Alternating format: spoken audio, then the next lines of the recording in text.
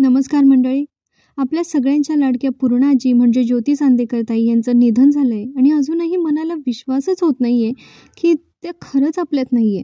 नवीन कलाकार त्यांच्या जागी येईलही आणि ते 100% आपलं योगदान देतीलही या भूमिकेसाठी. पण पूर्णाजी म्हणून ज्योतिताई चांदेकरांचं स्थान आपल्या प्रेक्षकांच्या मनात कायमच अढळ राहणार आहे. हे बोलण्यासाठी खूप भावूक व्हायला होतंय, पण पूर्णाजी तुम्हाला भावपूर्ण श्रद्धांजली.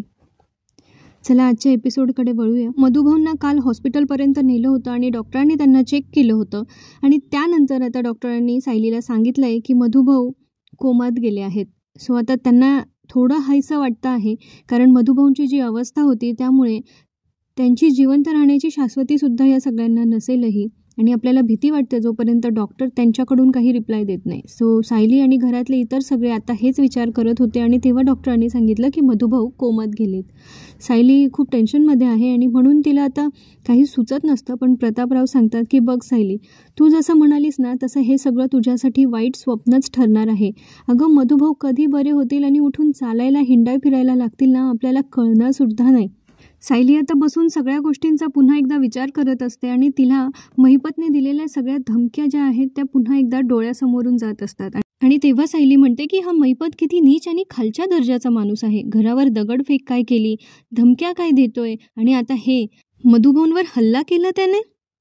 प्रतापराव सांगत असतात सायली तू काळजी करू नकोस, डॉक्टर करतील त्यांचं काम. पण आता इथे सायली म्हणते की डॉक्टर तर त्यांचं कर्तव्य करतीलच, पण आता मला माझं कर्तव्य करायचं आहे. आणि आता सायली रागात चिडून उठून तिथून निघून जाते. त्यावेळेला प्रतापराव म्हणतात अगं सायली कुठे चालली आहेस. आणि आता ते अर्जुनला पण सांगतात अरे बघ तिच्या मागावर जा, ती कुठे गेली आहे बघ. आणि आता हे दोघंही कुठेतरी गेलेले असतात. म्हणजे आधी सायली गेली आणि अर्जुन तिच्या मागोमाग गेली आहे. बघूयात कुठे गेली आहे. इकडे आपल्याला महिपत दिसतो, मद्यपान करत असतो, व्यसन करत असतो आणि म्हणत असतो की नागराज शेठ एकदम भारी काम केलंय तुम्ही, तुम्हाला ते काय असतं सगळ्यात मोठा पुरस्कार जीवन गौरव. कोणता? जीवन गौरव. हां प्रेक्षकांनो, पण इथे त्याने दारू प्यायली आहे त्यामुळे त्याची बोबडी वळती आहे जरा. आणि तो म्हणत असतो की जीवन गौरव पुरस्कार दिला गेला पाहिजे. आता नागराज शेठला लय भारी काम केलंय, त्यांनी लय भारी काम केलंय. आता त्याने इतकी जास्त ती दारू घेतली आहे की त्याला आता उभं राहून स्वतःची शुद्ध पण नाही आहे. पण कसा बसा तो उभं राहून जरा इकडे तिकडे पाऊल टाकत टाकत दुसऱ्या ठिकाणी पोहोचलेला असतो आणि तिथे त्याची बाटली आणि ग्लास ठेवतो आणि पुन्हा पुन्हा तेच म्हणत असतो की नागराज शेठने लय भारी काम केलंय आणि त्यांना जीवन गौरव पुरस्कार दिला गेला पाहिजे. तेव्हा महिपतला त्याच्या दाराजवळ एक सावली दिसते आणि जरा अंधुक दिसत असतं, कोणीतरी तिथे उभं आहे. आणि ज्या वेळेला ती आकृती जी आहे ती पुढे पुढे येते त्यावेळेला त्याच्या लक्षात येतं आणि त्याच्या धुंदी असलेल्या डोळ्यांना थोडं स्पष्ट दिसायला लागतं आणि समोर तो बघतो तर सायली. आधी त्याला असं वाटतं की त्याला दारू जास्त झाली आहे आणि त्यामुळे त्याच्या लक्षात येत नाही की समोर सायली उभी आहे.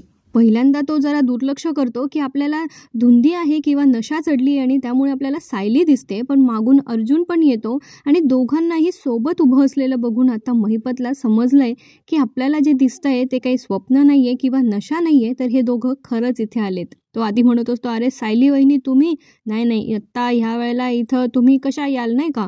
पण अर्जुन आल्यानंतर मग आता महिपतला कळतं की हे दोघं खरोखर आलेले आहेत. तेव्हा महिपत म्हणतो अरे सुभेदार साहेब, अर्जुन सुभेदार तुम्ही.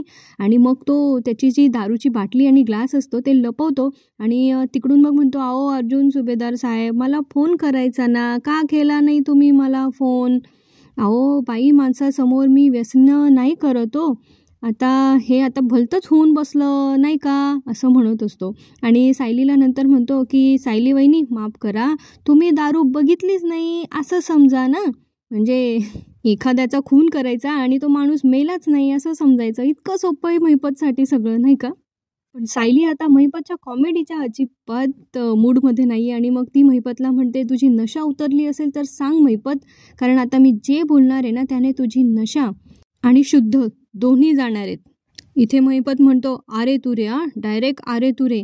त्यावेळेला सायली त्याला म्हणते हो, कारण आहो जाहो करण्याची तुझी लायकीच नाही आहे महिपत, तू गटारातल्या किड्यासारखा आहेस आणि आता तू त्याच्यासारखाच वळवळ करायला लागलायस. आता हे ऐकून घेतल्यानंतर महिपतचा संताप होतो आणि तो म्हणतो तुम्ही जरा जास्त बोलताय बरं का वहिनी. ओ सुभेदार साहेब सांगा की. त्यावेळेला अर्जुन म्हणतो की काय चुकीचं बोलत नाही आहे, ती चुकीचं बोलत असती तर मीच तिला थांबवलं असतं. आता सायली महिपतला म्हणते अरे तुझ्या गुन्ह्यांचं लिस्ट मी वाचणारच नाही आहे कारण ती खूप मोठी आहे. पण तू आत्ता काय केलं आहेस, तू मधुभाऊंवर हल्ला केला, त्यांचा जीव घेण्याचा प्रयत्न केला. तेव्हा महिपत म्हणतो, "अहो, मधुभाऊंचा खून झाला? अहो, मग काय आहेत का ते? जिवंत आहेत का गेले ते? आणि कधी आहे त्यांचा अंत्यविधी? नाही म्हणजे मला सांगा हो, म्हणजे मला त्यांचं अंतिम दर्शन घेता येईल ना." म्हणजे महिपतला इथे असं वाटतंय, की नागराजने मारल्यानंतर मधुभाऊंचा आता गेम त्याने वाजवला आहे, पण तसं काही झालेलं नाहीये. आता सायली त्याचं हे कन्फ्युजन दूर करते आणि त्याला म्हणते, की "तुझ्या दुर्दैवाने ते अजून जिवंत आहेत आणि कोमात आहेत." हे ऐकल्यानंतर महिपतला अजिबात ती गोष्ट आवडत नाही आणि आता त्याची नशा थोडीफार प्रमाणात तरी उतरलेली असणारच आहे. इथे सायलीने आता महिपतला सरळ सरळ धमकी देऊन टाकली आहेस, की तू जर माझ्या माणसांच्या वाटेला गेलास आणि तुझ्यामुळे माझ्या माणसांना काही झालं तर तो दिवस तुझ्या आयुष्यातल्या स्वातंत्र्याचा शेवटचा दिवस असेल आणि मी तुला जेलमध्ये सडवणार आहे. त्यावेळेला आता महिपत अर्जुनला म्हणतो, "ओ सुभेदार साहेब, काय तुमच्या बायकोवर काय तुमची सावली पडली आहे का हो? खोटे नाटे आरोप करतायत ते माझ्यावर." त्यावेळेला अर्जुन म्हणतो, "ती काही खोटं बोलत नाही आणि ती काही चुकीचं बोलत नाही आहे. तसं असतं तर मी तिला अडवलं असतं." आता सायली महिपतला इथे सांगते, की "तू आणि तुझी मुलगी तुम्ही तुमच्या कर्माची फळं भोगताय. तुझी मुलगी तिने खून केला म्हणून जेलमध्ये आहे आणि तुला याचं काहीच वाटत नाही आणि वरून तू माझ्या वडिलांच्या वाटेला जातोयस." आणि आता महिपत चिडतो आणि सायलीच्या गळ्याभोवती त्याचा हात आवळायला जातो. पण अर्जुन आहे ना तिथे, तो कसा महिपतला तिला हात लावू देणार बरं? महिपतचा स्पर्श होण्याच्या आतच अर्जुन महिपतची कॉलर पकडतो आणि हातही पकडतो आणि त्याला सायलीपासून 4 हात अंतरावर घेऊन जातो. आणि बराच वेळ आपल्याला हा दोघांमधला बदला आणि असा एकदम तापलेला वातावरणातला सीन बघायला मिळतो, ज्यावेळेला अर्जुनच्या डोळ्यात महिपतविषयी राग असतो आणि महिपतचा स्वतःचा अहंकार कुठेतरी पुसायला लागलाय की काय, अशा पद्धतीचा अहंकार महिपतला इथे दिसतो. आणि नंतर अर्जुन आता महिपतला सोडून देतो त्याची कॉलर. त्यावेळेला महिपत चिडून अर्जुनला म्हणतो, की "हे तुम्ही काही बरोबर नाही केलंय बरं का अर्जुन सुभेदार साहेब. माझ्याच घरात येऊन माझी कॉलर पकडली आहे तुम्ही. तुमची ही बायको, तिला जरा तोंड सांभाळून बोलायला सांगा. ती मला किडा बोलते." खरं तर किडा नाही, गटारातला किडा बोलली होती महिपतला. आणि इथे अर्जुनने महिपतची कॉलर पकडली. "माझ्याच घरात येऊन माझी कॉलर पकडताय तुम्ही." आता महिपत सरळ सरळ अर्जुनला धमकी देतो, की "तुला जिवंत राहायचं आहे ना?" त्यावेळेला सायली आता त्या दोघांच्या मध्ये येते आणि महिपतला पुन्हा एकदा ठणकावून सांगते, की "माझ्या नवऱ्याकडे जर तुला वर मान करून जरी बघायचं असेल ना, तर तुला आधी माझा सामना करावा लागेल. कारण तुझी सावली मी माझ्या नवऱ्यावर पडू देणार नाही आणि जर तुझ्यामुळे त्यांना काही झालं तर मी तुझा जीव घेईल." असं तिने आता महिपतला इथे सरळ सरळ चॅलेंज दिलंय, चेतावणी दिली. आणि महिपत आता तिळपापड झालाय त्याचा आणि अर्जुन आणि सायली तिथून निघून गेले. ते दोघंही रस्त्यावर असताना सायलीला जरा क्षीण आलेला आहे असं अर्जुनला वाटतं आणि अर्जुनला मग इथे एक चहावाला दिसतो. अर्जुन थोडा वेळ गाडी साईडला थांबवतो आणि त्या चहावाल्याकडून त्याच्यासाठी एक ब्लॅक कॉफी आणि सायलीसाठी एक चहा घेतो आणि गाडीत जाऊन बसतो आणि सायलीला म्हणतो, की "थोडासा चहा घेऊन घे." पण सायलीला आता सगळ्या बाकीच्या गोष्टी ज्या आहेत म्हणजे मधुभाऊंच्या बाबतीतल्या त्या आठवत असतात. म्हणजे त्यांच्या आश्रम परत मिळाल्यानंतरचं त्यांचं सेलिब्रेशन आणि एक आजचा दिवस ज्यावेळेला मधुभाऊ ह्या अवस्थेत कोमामध्ये हॉस्पिटलच्या बेडवर आहेत. सो सायलीला आता काही खावं प्यावंसं वाटत नसणारच आहे, कारण मधुभाऊंचं स्थान सायलीच्या आयुष्यात काय आहे हे आपल्याला चांगलंच माहिती आहे. आता अर्जुन एक चहा आणि कॉफी तर घेऊन आलेला आहे. सायलीला तो ऑफर करतो चहा घेण्यासाठी, पण सायलीचं काही चित्त नसतं ते चहा वगैरे घेण्यात आणि सायली म्हणते, की नको अहो, काही खाण्यापिण्याची इच्छा नाही आहे माझी." त्यावेळेला अर्जुन म्हणतो, की "घे जरा, तुला बरं वाटेल." सायली त्याच्या हातातून कप तर घेते, पण तिला काही ते जात नसतं. त्यानंतर सायली तिथे ठेवून देते कप आणि पुन्हा गाडीच्या बाहेर येते आणि तिला खूप हमसून रडावंसं वाटत असतं, असं खूप मोकळं व्हावंसं वाटत असतं. पण सायली इथे स्वतःचे अश्रू थांबवते आणि स्वतःला रडण्यापासून अडवत असते. दुसरीकडे आपल्याला बघायला मिळतं, की नागराज आहे त्यांच्या रूममध्ये आणि तेव्हा महिपतचा कॉल येतो नागराजला आणि नागराज तो फोन उचलतो आणि म्हणतो, "अरे महिपत, यावेळेला कशाला फोन केला? अरे मी घरी आहे, माझी बायको घरी आहे." त्यावेळेला महिपत म्हणतो, "तुझी बायको घरी नसताना तुला फोन करायला माझं काही तुझ्यासोबत लफडं चालू आहे का?" म्हणजे यांना ट्रॅजेडीमध्ये पण कॉमेडी सुचते इथे. त्यावेळेला नागराज म्हणतो, "अरे मी त्या म्हाताऱ्याचा मर्डर केला आहे हे जर माझ्या घरी कळलं ना तर माझ्या आयुष्यातला शेवटचा दिवस असेल तो." त्यावेळेला महिपत इथे म्हणतो, "अरे मर्डर? अरे तू हाफ मर्डर करण्याच्या पण लायकीचा नाही आहे रे. काय केलं आहे तू तिथे? अरे तो मधुकर पाटील जिवंत आहे तो मधुकर पाटील, कोमामध्ये आहे तो. आणि तुझ्यामुळे मला ती टिचभर पोरगी जी फुंक मारली तरी उडून जाईल, ती मला येऊन माझ्याच घरात येऊन ती सायली आणि तो अर्जुन सुभेदार माझ्या घरात येऊन मला धमकी देऊन गेले रे." आता महिपतला खूप राग आलेला आहे सायली आणि अर्जुनचा आणि खास करून सायलीचा. कारण ती येऊन धमकी देऊन गेली म्हणजे काय नाही का, मैपत केवढा, सायली केवढी, आणि सायलीच्या मैपतच्या भाषेत सांगायचं तर फुंक मारली तरी उडून जाईल अशी ती सायली आहे, असं इथे मैपतचं म्हणणं असतं. आणि नागराजला तर असं वाटतंय की आता मधुभाऊंचा रामनाम सत्य झालेला आहे, पण इथे तसं काही होत नाही. इथे आता मैपतने नागराजचं हे कन्फ्युजन दूर केलं आहे की मधुभाऊ जे आहेत ते कोमामध्ये आहे. आणि हे ऐकल्यानंतर आता नागराजला पण भीती वाटायला लागली आहे, जी त्यांच्या चेहऱ्यावर स्पष्ट दिसते. आता नागराजला पण वाटतंय की ज्या दिवशी मधुभाऊ सुखरूप ह्या कोमामधून बाहेर येतील त्या दिवशी तो सगळ्यांना सांगत सुटतील ते की सायली खरी तन्वी आहे. ते इथे मैपतला म्हणत असतात, अरे कसं शक्य आहे, मी स्वतः माझ्या हाताने उडवलं होतं रे त्याला. आणि त्यावेळेला तो शब्द नेमका सुमन काकी ऐकतात आणि त्यावेळेला त्या म्हणतात, उडवलं? कोणाला उडवलं तुम्ही? आणि नागराजला सुमन काकीला समोर बघून जरा भीती वाटायला लागते, कारण व्हाईट कॉलर दाखवली आहे ना घरामध्ये. सुमन काकींना असं वाटतं की त्यांच्या नवऱ्याने आजपर्यंत एखादी डास किंवा मुंगीसुद्धा मारलेली नाही आहे, ती माणसं कशी काय मारू शकता. आणि म्हणून सुमन काकींना इथे धक्का बसतो आणि त्या म्हणतात, उडवलं म्हणजे कुणाला तरी मारलं तेव्हा उडवलं असं म्हणतात ना. हा सीन जरा इथे इंटरप्ट होतो आणि पुढच्या सीनमध्ये आपल्याला सायली अर्जुन बघायला मिळतात. त्यावेळेला अर्जुनला असं वाटतंय की सायलीने आता खूप रडून घेण्याची गरज आहे, कारण ती आतल्या आत सगळं साठवतीये. त्यावेळेला अर्जुन आता सायलीला कम्फर्ट झोन देतो आणि सायली आता अर्जुनला मिठी मारून खूप रडत असते. तेव्हा अर्जुन तिला धीरही देत असतो आणि सोबत म्हणत असतो की रडून घे सायली, तुला जेवढं रडायचं तेवढं रडून घे, म्हणजे तुला बरं वाटेल, तुला जरा मोकळं वाटेल. आणि सायली पण खूप रडून घेते अर्जुनच्या खुशीत. आणि अर्जुनही सायलीला आता त्याच्या हाताने सायलीच्या खांद्यावर जरा टॅप करून तिला थोडासा धीर देत असतो आणि तिला शांत होण्यासाठी पण सांगत असतो. सायली म्हणते, बघा ना हे काय होऊन बसलंय, मधुभाऊ बरे होतील ना या सगळ्यातून. त्यावेळेला अर्जुन आता सायलीला धीर देतो आणि म्हणतो की तुम्ही काळजी नका करू, मधुभाऊ या सगळ्यातून लवकरात लवकर बाहेर पडतील. आता अर्जुन सायलीला त्या चहाच्या टपरीवर जरा बाकावर बसायला सांगतो, पुन्हा चहा कॉफी घेऊन येतो आणि सायलीला तेवढा चहा प्यायला सांगतो.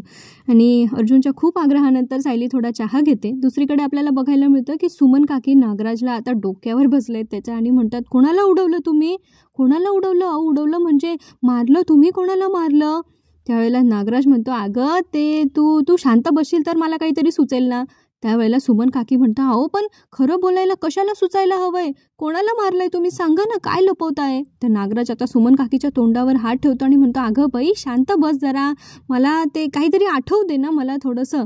पण सुमन काकींना इथे थोडा डाऊट आलाय की जर खरं बोलायचं आहे तर यांना सुचायला कशाला हवंय. पण नागराज इथे म्हणतो, अगं नाही, ते आमच्या मित्रांची पार्टी होती आणि त्याची फ्रेंड लिस्ट जी आहे ती मीच बनवली होती. तर एक मित्र येणार नव्हता तर त्याला मी लिस्टमधून उडवलं होतं.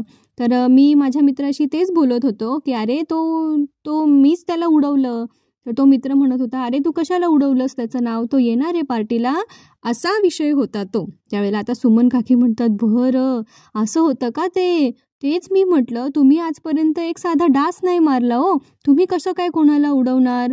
आणि हल्लीच ते मधुभाऊंबद्दल कळलं ना, त्यामुळे माझ्या डोक्यात जरा तेच होतं आणि म्हणून मला असं वाटलं की तुम्ही कोणाला तरी मारण्याबद्दल किंवा उडवण्याबद्दल बोलताय. तेच म्हटलं तुम्ही आजच्यापर्यंत कोणालाच नाही मारलं आणि असं कसं काय, असं त्यांचं जरा होतं संभाषण. आणि त्यावेळेला नागराज पण म्हणतो, मी कधी कोणाला मारलंय, मी कसं काय मारणार. आणि मग सुमन काकी म्हणतात की हो बरं आठवलं, मी ना गॅसवर दूध ठेवून आले आहे, तर मी बंद करून येते पटकन. आणि सुमन काकी तिथून निघून जातात. तर नागराजला भीती वाटते की त्याचं भांडं जर एखाद्या दिवशी फुटलं तर नागराजला पळता भुई थोडी होणार आहे. आजपर्यंत नागराजने भरपूर कुरघोड्या केल्या आहेत, पण मर्डर वगैरे काही कधी केलेला नव्हता, कधी कोणाला सुरीने भोसकलं नव्हतं. आणि त्यामुळे नागराजला आता टेन्शन आलंय की तो काही ह्या सगळ्यामधून जर बाहेर पडणार नाही जर मधुभाऊ बाहेर आले तर. म्हणजे आता ही लोक मधुभाऊंना कोमातून बाहेर न येण्यासाठी भरपूर प्रयत्न करणार, यात काही शंका नाही. आता दुसरीकडे अर्जुन सायली बसलेले आहेत चहाच्या टपरीवर आणि आता इथे अर्जुन सायलीला जरा हसवण्यासाठी, तिचा जरा मूड रिफ्रेश करण्यासाठी थोडंसं तिच्याशी गमतीने काहीतरी बोलत असतो आणि मग म्हणतो की सॉलिड आहे तू, म्हणजे परत एकदा मला सायली 2.0 पाहायला मिळाली, प्रत्येक वेळी मला तुझं एक वेगळं रूप बघायला मिळतं. म्हणजे बघ ना, महिपतच्या धमकीला घाबरून मला स्वतःच्या पदराला बांधून ठेवणारी सायली आणि आज महिपतच्या घरी जाऊन त्याला ओपन चॅलेंज देणारी सायली, खरंच किती डिफरन्स आहे दोघांमध्ये. म्हणजे आता महिपतच घाबरला असेल नाही का. म्हणजे मी बघितलं ना, तो किती शांत गप्प उभा होता, अगदी तू त्याच्याजवळ, मी तुझा जीव घेईन असं ज्या वेळेला म्हणत होती त्यावेळेला. मग आता अर्जुन इथे सायलीला हसवण्यासाठी म्हणतो, महिपतच काय, आता मला सुद्धा भीती वाटली. नाही म्हणजे आपण दोघं एकाच रूममध्ये असतो ना, आणि जर तुम्ही एखाद्या दिवशी मला अशी धमकी दिली तर, की तुझी सावली पण माझ्यावर पडली तर मी तुझा जीव घेईल. आणि असं जेव्हा अर्जुन गमतीने सायलीला म्हणत असतो, त्यावेळेला सायलीच्या चेहऱ्यावर जरा हसू फुटतं. त्यावेळेला अर्जुन म्हणतो की जोक सपाट, पण मला प्रत्येक वेळी तुझं एक नवीन रूप बघायला मिळतं आणि हे सायली 2.0 मला खूप आवडतं, असं अर्जुन सायलीचं कौतुक करत असतो. त्यावेळी सायली म्हणते, खरंच जर महिपत असं माझ्या समोर आलं आणि त्याच्यामुळे जर माझ्या माणसांना काही त्रास झाला ना, तर मी खरंच त्याला सोडणार नाही. मधुभाऊंचं स्थान माझ्या आयुष्यात काय आहे हे तुम्हाला चांगलंच माहिती आहे. म्हणजे ते माझे पालक आहेत हो. मी माझ्या आईवडिलांना कधी बघितलं नाही, म्हणजे ते जिवंत आहेत की नाही हे पण मला माहिती नाही आहे. आणि त्यावेळेला अर्जुन जेव्हा हे ऐकतो की सायलीचे आईवडील जिवंत आहेत की नाही ह्या सगळ्या गोष्टींबद्दल ती बोलते, त्यावेळेला अर्जुनला आठवतं की अद्वैत चांदेकरने त्या अवस्थेत अर्जुनला काहीतरी सांगितलं होतं आणि त्याने हे सांगितलं होतं की सायली वहिनीचे आईवडील जिवंत आहेत. आणि जेव्हा मधुभाऊ कोमात जाण्यापूर्वी थोडा वेळ ते अर्जुनशी बोलले होते आणि त्यावेळी त्यांनी पण हेच सांगितलं होतं की सायलीचे आईवडील जिवंत आहेत. आता अर्जुनला तर ही गोष्ट माहिती आहे की सायलीचे आईवडील जिवंत आहेत, पण सायलीला तो इतक्यात काही बोलत नाहीये आणि तो सायलीला म्हणतो, अरे जिवंत असतील म्हणजे तुमचे आईवडील तर जिवंतच. असं बोलता बोलता तो थांबतो आणि सायलीला म्हणतो की म्हणजे असतीलच ना, तुमचे आईवडील जिवंत असतीलच. त्यावेळेला सायली म्हणते, मी त्यांना कधी बघितलं नाही, पण मधुभाऊ माझे पालक आहेत आणि त्यांचं आणि तुमचं स्थान माझ्या आयुष्यामध्ये खूप वेगळं आहे आणि तुमच्या वाटेला जर तो महिपत गेला तर मी त्याला काही सोडणार नाही. आणि इथेच आजचा भाग संपतो. पुढच्या भागात आपल्याला बघायला मिळणार आहे की नागराज पोहोचला आहे हॉस्पिटलला, ज्या वेळेला पोलीस तिथे आलेले असतात आणि ते म्हणतात की तुम्हाला कोणावर संशय आहे. तेव्हा सायली अर्जुन महिपतचं नाव घेतात की आम्हाला महिपतवर संशय आहे. अर्जुनने ऑलरेडी पोलीस कंप्लेंट केली आहे, सो पोलीस इन्व्हेस्टिगेट करतील असं अर्जुनचं मत आहे. आणि दुसरीकडे आपल्याला बघायला मिळतं की नागराज पोहोचलाय मधुभाऊंच्या ICU रूममध्ये आणि त्याने मधुभाऊंचा ऑक्सिजन काढून घेतलेला आहे आणि नेमकं त्याच वेळेला सायली त्यांच्या दिशेने जात असते. आता सायलीने नागराजला बघितलं आहे की नाही आणि नागराजचं हे व्हाईट कॉलरचं नाटक अजून किती दिवस बघायला मिळणार आहे, पुढे प्रिया आणि महिपत काय काय कुरघोड्या करणार आहेत, हे सगळं बघणं फारच मनोरंजक असणार आहे. तेव्हा भेटूया पुढच्या भागात. तोपर्यंत आनंदी राहा, हसत खेळत राहा. आयुष्य खूप सुंदर आहे, मस्तपैकी जगत राहा. व्हिडिओ आवडला असेल तर लाईक करा, चॅनलला सबस्क्राईब करा. भेटूया पुढच्या भागात. धन्यवाद.